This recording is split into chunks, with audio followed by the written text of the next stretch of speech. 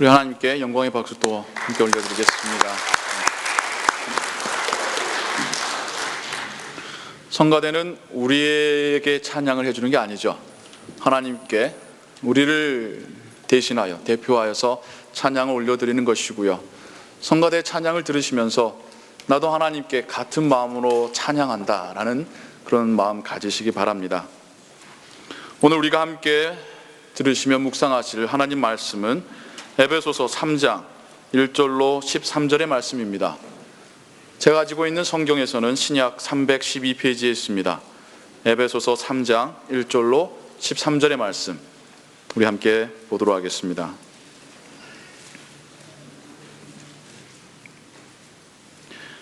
(1절부터) 한 구절씩 저와 여러분들 번갈아 교독하시고요, 마지막 13절은 함께 봉독하겠습니다.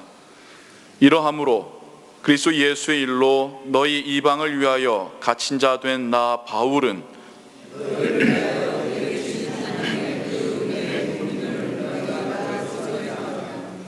곧 계시로 내게 비밀을 알게 하신 것은 내가 이미 대강 기록함과 같으니 이것을 읽으면 그리스도의 비밀을 내가 깨달은 것을 너희가 알 수 있으리라.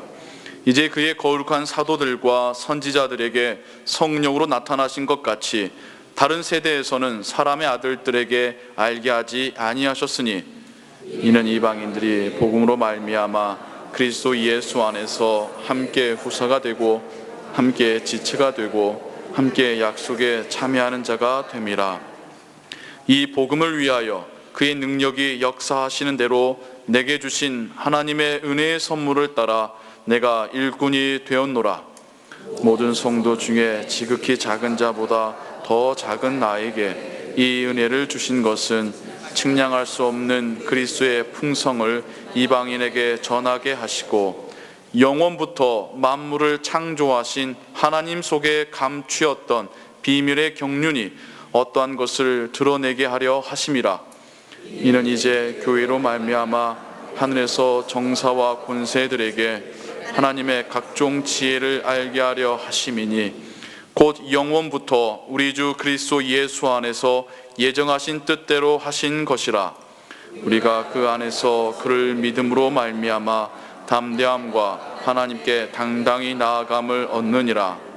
그러므로 너희에게 구하노니 너희를 위한 나의 여러 환난에 대하여 낙심치 말라. 이는 너희의 영광이니라. 아멘. 오늘날 시대는 점점 빨라지고 있습니다. 이 말 속에 여러 가지 의미가 담겨져 있는데요, 물론 시간이 흘러가는 것은 일정합니다. 2000년 전에는 1초에 한 번 움직였던 초시계가 2000년이 넘으면서부터는 1초에 2칸, 3칸을 움직인다는 것은 아닙니다. 시간은 똑같이 흘러가고 있습니다. 그런데 세상이 점점 빨리 움직여지고 있는 것 같습니다. 예전에는 마차를 타고 달렸다고 한다면 이제는 자동차와 비행기를 타고 달리죠. 예전에는 편지를 써서 붙여서 소식을 전했다고 하면 이제는 이메일로 몇 초도 안 되어서 전 세계에 어디에 있든지 소식을 전할 수 있습니다. 예전에는 다른 나라의 소식을 전해드리려면 많은 시간과 경로가 필요했습니다. 하지만 지금은 미국 소식이든 한국 소식이든 아니면 유럽이나 중동 소식이든 우리 집에 앉아서 동시에 다 들을 수가 있습니다. 점점 세상의 흐름이 빨라지고 있습니다. 세상이 빨라진다는 또 다른 의미는 변화가 빠르다는 의미도 있을 것입니다. 예전에는 한 나라가 바뀌기까지 참 많은 세월이 필요했습니다. 그 나라를 일구어 세운 그 왕족 가문이 몰락하기 전까지는 그 나라, 그 국가는 바뀌지 아니하였습니다. 그러나 오늘날에는 선거 한 번으로 나라가 뒤집어지고 바뀌어지는 그런 시대입니다. 예전엔 사람도 쉽게 바뀌지 아니했습니다. 어떤 사람이 어린 나이에 생긴 그 버릇을 평생을 가져간다는 말도 있을 정도였습니다. 근데 오늘날에는 참 사람도 쉽게 빠르게 바뀌어가고 있습니다. 무슨 말이냐면 변함없이, 흔들림 없이 그러한 사람 찾기가 쉽지 않다라는 겁니다. 특별히 즐거움에 있어서는 더욱 그러합니다. 예전에는 한 가지 취미를 가지면 그 평생 동안 그 취미 생활을 하고나 했습니다. 내가 우표를 한번 모아보리라. 평생을 우표를 모으시는 분이 있죠. 낚시 좋아하시는 분, 다른 거 안 하고 낚시만 평생을 합니다. 그런데 오늘날에는 이 변화의 속도가 빨라지다 보니까 사람들의 마음 가운데 무언가를 좋아하는 마음, 그런데 그것이 다시 싫어지는 마음, 실증이 나는 변화의 속도가 너무나도 빨라지고 있습니다. 어떤 한 사람이 연예인이 돼서 정말 빅스타덤에 오르기도 빠릅니다. 사람들이 그 사람을 좋아하는 속도가 빨라졌으니까요. 매체를 통하여 그 사람에 대하여 알아갈 수 있고 호감 갖는 속도가 굉장히 빨라졌습니다. 동시에 그 사람에 대하여 실증을 느끼고 싫어하게 되는 속도도 또한 동시에 빨라지고 있죠. 연예인이 한순간에 매국노가 되는 것도 너무나도 쉬운 세상입니다. 사람들은 쉽게 등을 돌리기도 합니다. 쉽게 돈을 벌 수 있는 시대입니다. 워낙 이 경제가 활발하다 보니까 큰 돈들이 움직이는 그 흐름을 잘 잡은 사람은 쉽게 큰 돈을 벌 수 있습니다. 또한 동시에 쉽게 그 모든 돈을 잃기도 합니다. 그리고는 쉽게 자신의 생명도 버리고 합니다. 주식 투자로 큰 돈을 벌었다는 사람의 소식도 듣지요. 근데 다시 주식 투자로 그 돈 다 날려서 자살했던 소식도 참 많이 듣습니다. 이제는 그런 뉴스는 기사거리에도 속하지 못할 정도의 시대가 되었습니다. 저는 쉽게 그리고 빠르게 변해가는 사람들에게서 정말 인생의 중심축이 있는가 하라는 그런 질문을 해보게 됩니다.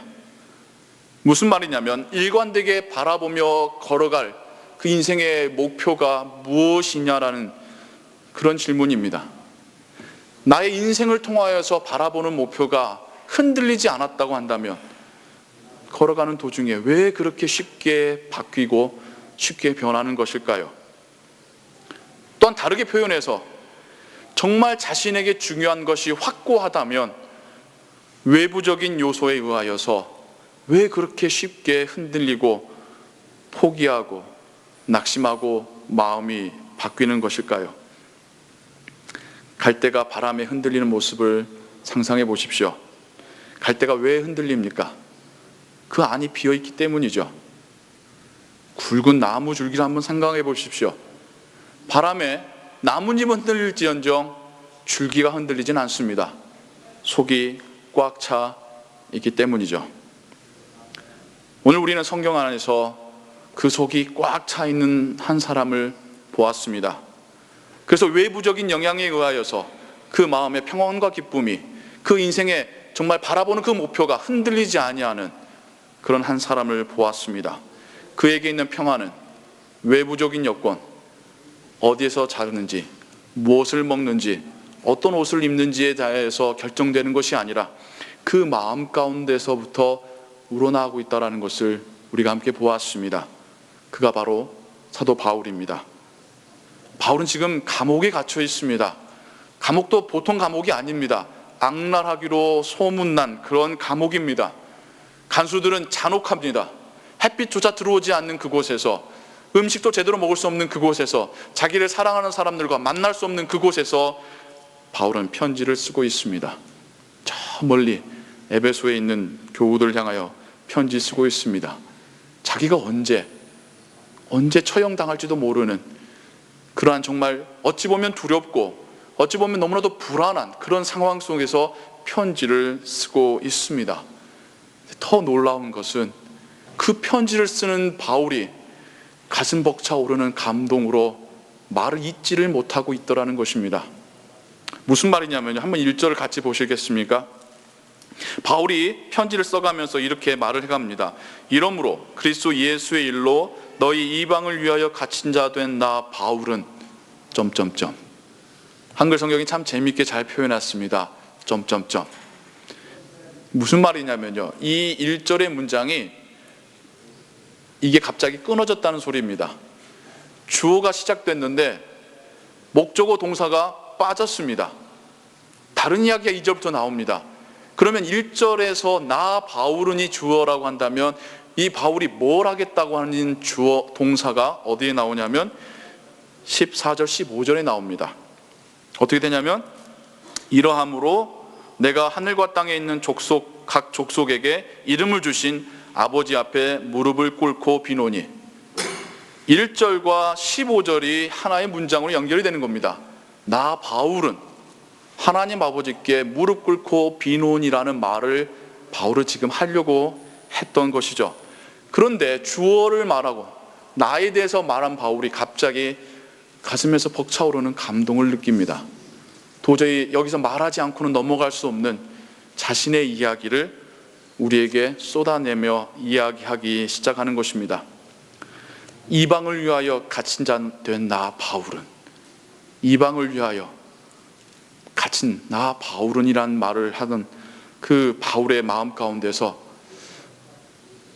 지난날 하나님께 사명을 받을 때의 그 상황이 떠올랐을 겁니다. 이방을 위하여 동분서주하며 사역하던 자신의 모습이 주마등처럼 지나갔을 것입니다. 그러면서 바울은 이때 자신이 받은 사명을 은혜며 선물이라고 말하고 있습니다. 바울에게 사명은 은혜였습니다. 하나님께 쓰임받을 수 있다는 자체가 은혜였고, 사명을 감당하는 동안에 하나님께 말로 형용할 수 없는 많은 풍성한 은혜들을 경험하였기 때문입니다. 바울은 이방을 위하여 갇힌 자 된 나 바울은 하다가 말이 끊겨지면서 자신의 사명에 대하여 다시 이야기를 이렇게 해나가게 되죠. 그러면서 자신이 받은 바 사명에 대하여서 하나님의 은혜의 경륜이라고 표현합니다. 경륜이란 단어가 조금 어려운 단어입니다. 한국에서 경륜하면 뭡니까? 도박입니다. 선수들이 자전거를 막 열심히 타면 누가 1등 할 거냐에 돈 거는 게 경륜입니다. 경마는 말이 다닐리는 거에 돈을 거는 게 경마이고요. 지금 바울이 말하고자 하는 경륜은 그런 경륜이 아니죠. 영어 성경에 참 잘 번역이 되어 있습니다. administration, 경영, 행정, 운영이라는 의미의 단어입니다. 하나님께서 지금껏 은혜로운 마음을 가지고 역사를 운영해 오셨다라는 것이 지금 바울이 이야기하는 것입니다. 그 하나님의 은혜로운 경영 가운데 하나의 프로젝트를 바울에게 맡겼다라고 지금 이야기하고 있는 것이죠. 그 프로젝트가 뭡니까? 유태 출신 이스라엘 사람만 아니라 이스라엘 출신 자들만 아니라 다윗의 혈통뿐만 아니라 모든 자들에게 구원의 기회가 열렸다라는 것, 이게 바로 하나님의 프로젝트였고 하나님의 은혜였고 바울에게 맡겨주신 것이었죠. 이것을 널리 알리는 것이 바울의 사명이었습니다. 구원의 기회를 마련하신 분은 예수님이라면 이 기회를 알려주는 것은 바울이 맡은 바 사명이었습니다. 바울에게 이 사명 자체가 은혜였습니다. 그래서 7절에서 이 사명을 가리켜 하나님의 은혜의 선물이라고까지 표현하고 있습니다. 자신이 그리스도의 일꾼이 된 것, 이건 전적인 하나님의 은혜의 선물이라는 것입니다. 여기까지 말한 바울이 8절에서 또한 이렇게 말합니다. 8절 한번 보시겠습니까? 모든 성도 중에 지극히 작은 자보다 더 작은 나에게 이 은혜를 주신 것은, 모든 성도들 중에서 가장 작은 자보다 더 작은 자, 그러니까 천국에서 그럴 일도 없겠지만 순번을 매긴다고 한다면 가장 꼴찌를 할 나에게 하나님께서 이 은혜를 맡기셨다라고 이야기합니다. 정말 겸손의 모습이죠. 바울은 자신의 사도에 대해서, 자신이 사도임에 대하여서 말할 때 항상 두 가지 입장을 취합니다. 자신의 말을 하나님께서 주시는, 자신을 통해 주신 말씀으로 듣는 자들에게는 저는 이 사명을 감당할 수 없는 죄인 중에 죄인이요 가장 작은 자입니다 라며 겸손하게 말하지만, 자신이 전하는 하나님 말씀에 대하여서 왜곡하고 자신이 사도임을 믿지 않는 자들에게는 내가 사도입니다, 주님이 나를 부르셨습니다 라고 담대히 이야기하고 합니다. 옥중에서 에베소 교인들 향하여 바울이 편지를 쓸 때 자신에 대하여 저는 정말 여러분보다도 더 작은 자입니다, 정말 볼품없는 자였습니다, 그런데도 하나님이 써주신 것이 은혜입니다 라고 이야기하고 있는 것입니다. 그의 사명을 정말 다시 한번 또 되새기던 바울은 자신이 얼마나 부족한 것인가를 다시 한번 깨닫고 있는 것이죠. 바울은 이 은혜가 너무 컸습니다. 그래서 넓은 대륙을 누벼가며 터키뿐만 아니라 정말 유럽 대륙을 누벼가며 예수 그리스도를 전하였습니다. 이방인들도 예수 그리스도만 믿으면 구원받을 수 있다라고 외치며 다녔습니다. 그리고 이제 그의 사역의 마지막 단계에 와 있습니다. 그의 육신이 묶여 있습니다. 그가 이젠 예전처럼 다니면서 복음을 전할 수 없는 그러한 시기에 오게 되었습니다. 그때 그는 놀라운 하나님의 섭리 하나를 깨닫게 됩니다. 바로 교회를 통한 하나님의 역사며 섭리입니다. 무슨 말이냐면 우리 10절부터 12절까지 바울의 고백을 한번 같이 읽어볼까요? 10절부터입니다. 시작. 이는 이제 교회로 말미암아 하늘에서 정사와 권세들에게 하나님의 각종 지혜를 알게 하려 하심이니 곧 영원부터 우리 주 그리스도 예수 안에서 예정하신 뜻대로 하신 것이라. 우리가 그 안에서 그를 믿음으로 말미암아 담대함과 하나님께 당당히 나아감을 얻느니라. 아멘. 하나님께서는 결국 바울 자신을 사용하시어 교회 세우시기를 원하셨다라는 것을 깨닫게 됩니다. 이것이 애초에 예수 그리스도께서 품으셨던 큰 비전이며 그림이었다라고 바울이 지금 이야기하고 있는 것입니다. 하나님께서는 교회를 세우시고 교회를 통하여 하나님이 하나님 되심을, 예수 그리스도가 구원자 되심을 드러내기를 원하셨다라고 바울이 이야기하고 있는 것입니다. 바울은 지금 교회는 자기가 열심히 사역하다 보니까 어쩌다 생긴 모임이라고 이야기하는 것이 아닙니다. 자기가 열심히 사역하다 보니까 하나님께서 그 뜻을 보여주신 것이, 드러내 주신 것이 원래 이 교회가 하나님의 뜻 가운데 있었더라고 말씀하고 있습니다. 이게 바로 바울의 교회관입니다. 우연히 생겨난 그런 것이 아니라 원래 하나님께서 계획하셨던, 하나님은 이 교회를 통하여 하나님의 나라를 선포하며 또한 하나님의 나라를 준비케 하시기를 원하셨다는 것입니다. 이 교회로 하나님의 자녀들이 모여서 함께 예배하는, 그리고 주 안에서 함께 성숙되어져 가는 것을 하나님은 원하셨고 계획하셨다는 것입니다. 하나님은 교회를 통하여 일하실 것이며 교회를 통하여 영광 받으실 것이라는 것입니다. 이제는 교회가 하나님 나라를 위한 전초기지가 될 것이라고 바울이 우리에게 말해주고 있습니다. 열심히 사역하고 보니까 또한 자신의 사역을 통하여 하나님께서 이루어 가시는 그 비전의 한 모습을 보게 되었다라고 이야기하고 있는 것이죠. 그러면서 그의 고백에 이제 마지막 부분으로 넘어갑니다. 나의 여러 환난은 여러분들의 영광입니다 라고 이야기합니다. 내가 여러 환난을 받으나 염려하지 마십시오, 여러분들을 위한 영광입니다 라고 이야기합니다. 처음에는 저도 이 부분을 해석하는데 좀 어려웠어요. 누구는 지금 맞아서 죽어가는데 그게 감옥 밖에 있는 사람들에게는 영광이라니, 이게 무슨 말일까? 우선 바울은 감옥 안에 있어도, 죽음을 앞두고 있어도 조금도 의기소침해지거나 조금도 굴하여지거나 조금도 낙심하지 않는 모습을 우리에게 보여줍니다. 그러면서 자기가 환난을 받은 것은 여러분의, 여기서 말하는 것은 그냥 에베소 교인만을 이야기하는 것이 아닙니다. 에베소 교인이 상징하고 대표하는 교회를 말하는 것입니다. 교회의 영광입니다. 교회는 예수 그리스도의 몸된 교회이지 않습니까? 내가 교회를 위하여 환난을 받을지라도 그 교회의 머리 되시는 주님께 영광이 될 것입니다 라고 이야기하고 있는 것입니다. 바울의 사명은 그렇게 바울을 죽음 앞에서도 담대하게 만들어가고 있습니다. 환난을 받을지언정, 고난 가운데 있을지언정 이 고난이 주님께 영광이 될 거라고 담대히 이야기하는 사람으로 바뀌어놓고 있는 것입니다. 기회만 되면 자신이 받은 사명을 다시 한 번이라도 이야기하는 사람으로 사명은 바울을 그렇게 바꿔놓았던 것입니다. 사명은 또한 바울로 하여금 자신이 받은 사명 앞에서 철저하게 낮아지고 겸손한 사람으로 만들어갔던 것입니다. 사명은 그렇게, 하나님께서 바울에게 맡기신 사명은 그렇게 바울을, 그 인생을, 그의 속 사람을 바꿔놓았습니다. 바울이 원래 어떤 사람입니까? 바울은 차가운 사람이었습니다. 냉정한 사람이었습니다. 다른 사람을 비판하다 못해 감옥에 가두는 사람이었습니다. 그 사람을 죽이는 자리에서 증인이 되어줬던 사람이었습니다. 그에게는 옳고 그름이 더 중요했습니다. 자신이 이제까지 살아왔던 삶의 규칙이 더 중요했던 사람이었습니다. 자기가 중요했던 사람이었습니다. 하지만 하나님은 바울에게 사명을 맡기시며 그를 완전히 다른 사람으로 바꿔 놓았습니다.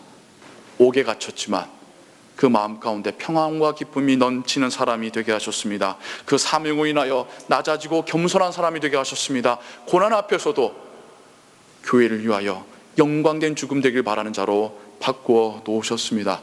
그의 사명을 통하여 하나님의 깊은 경륜과 그 섭리를 깨닫는 자로 바꾸어 놓으셨습니다. 제가 설교를 시작하며 여러분들에게 드린 말씀이 있죠. 오늘날 왜 우리는 쉽게 빠지고 쉽게 시들고 쉽게 낙심하고 쉽게 등을 돌리는 것인가? 바울에게서 우리가 정말 깨달음을 얻기를 원합니다. 바울에게 주신 그 하나님의 사명이 우리에게도 있음을 우리가 깨닫기를 소원합니다.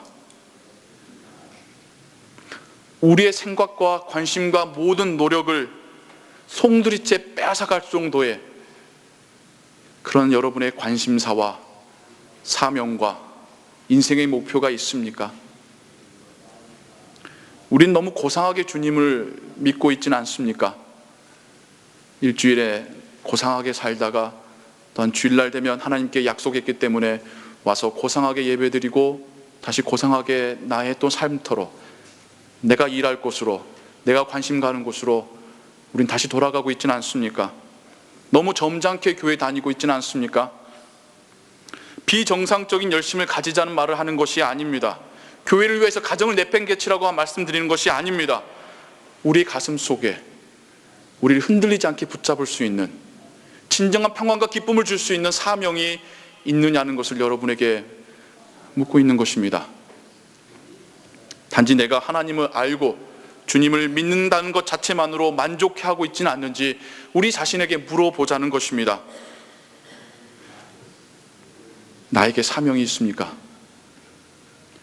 나의 인생에 정말 나를 값지게 만들어줄 수 있는, 나의 속사람까지도 바꿔줄 수 있는, 나에게 평안과 기쁨을 줄 수 있는, 나를 겸손하게 만들 수 있는, 나에게 하나님을 더 깨닫게 해줄 수 있는, 고난 앞에서 하나님께 영광을 돌리게 할 수 있는 그 사명이 우리 안에 있습니까? 나의 가정을 향하여 하나님이 특별히 주신 그 사명을 우리가 발견하고 있습니까? 우리의 교회를 향하여 하나님께 특별히 주신 그 사명을 우리가 발견하였습니까? 우리가 만나는 그 이웃들과 직장 동료들을 향하여, 아니면 내가 모르는 그들을 향하여 하나님께서 특별히 나에게 주신 그 사명, 내가 지금 발견하고 있습니까? 아니, 관심을 갖거나 있습니까? 하나님의 사명이 나의 인생에 영향을 미치기를 소원합니다. 여러분의 인생이 하나님 주신 사명으로 인하여 바뀌어가며 영향받기를 소원합니다. 그럴 때 진정한 행복이 우리에게 있을 줄로 믿습니다. 진정한 만족감이 거기서부터 우리에게 찾아올 줄로 믿습니다. 때론 우리가 힘든 길을 걸어갈지라도 그 사명이 우리의 발을 든든하게 붙잡아 주실 줄을 믿습니다. 비록 내가 일주일을 살다가 하나님 부름을 받을지라도, 내가 한 달을 살다가 주님께 부름 받을지라도 주님 앞에 나아가며 감사하며 나가게 할 수 있는 그 사명이 우리 안에 있기를 소원합니다. 이것이 우리에게 필요합니다. 우리의 인생을 인생답게 만들어줄 수 있는 사명이 필요합니다. 그 사명을 하나님께 구하시기 바랍니다. 여기까지 제가 말씀을 준비하다가 이런 질문을 듣게 됩니다. 이런 질문이 제 안에 떠오릅니다. 그럼 도대체 그 사명은 어떻게 발견할 수 있는 거란 말입니까? 여러분, 그런 질문 떠오르지 않습니까?